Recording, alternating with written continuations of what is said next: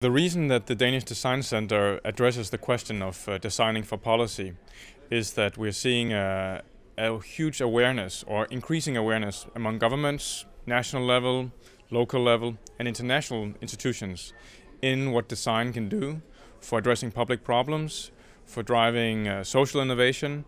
And so we're seeing decision makers in government organizations inviting designers in, recruiting designers, or hiring design consultancies. And so when the DDC sees that, we have a role in making sure that designers and design firms see the opportunity and also are able to deliver value or create value in collaboration with the public decision makers to create better services, to create better outcomes for our societies.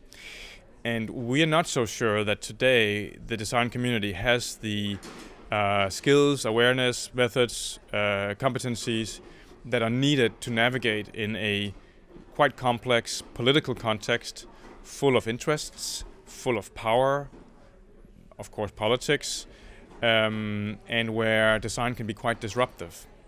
So what we're doing here today at the DDC is simply to put that on the agenda and have a conversation between policymakers and designers about it. In many ways, and it seems simple, but design is disruptive because it's concrete. And so when designers come in an organization, they will engage with abstract strategies, ideas, or values, and they will give them form and expression, and so that people can engage with them and see them and touch them and use them. And that means that you can no longer hide behind the words or behind abstract compromises. Suddenly you can look at what they might mean. And this ability to create new futures is the power of design, of course, but that's also where it becomes challenging to the public system. Yeah, the paradox is that on the one hand, the political system and our public organizations and our societies need design and designers to transform political visions or ideas into practice. And we also need design and designers to actually inspire which political ideas or visions might be meaningful to people. So that's the side which is positive and where designers contribute. But paradoxically, when designers do so, they also challenge how we've constructed the system we have.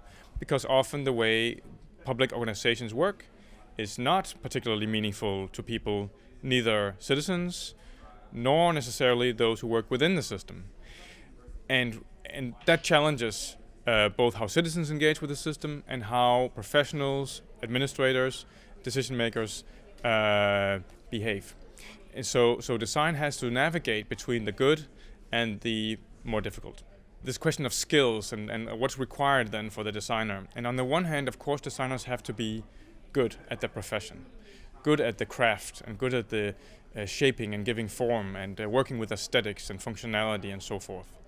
But designers have to also maybe add competencies and skills in what you might call political navigation or diplomacy. Understanding that design in that sense is a democratic technology when it creates participation and engages differently with stakeholders and citizens. So maybe we have to create a new category of design and design practice, also in the design schools and in design research, which might be called a policy designer or the profession of policy design. Building on top of what we already know from service design, but then entering into the strategic space of policymaking. So that could maybe be an avenue to explore.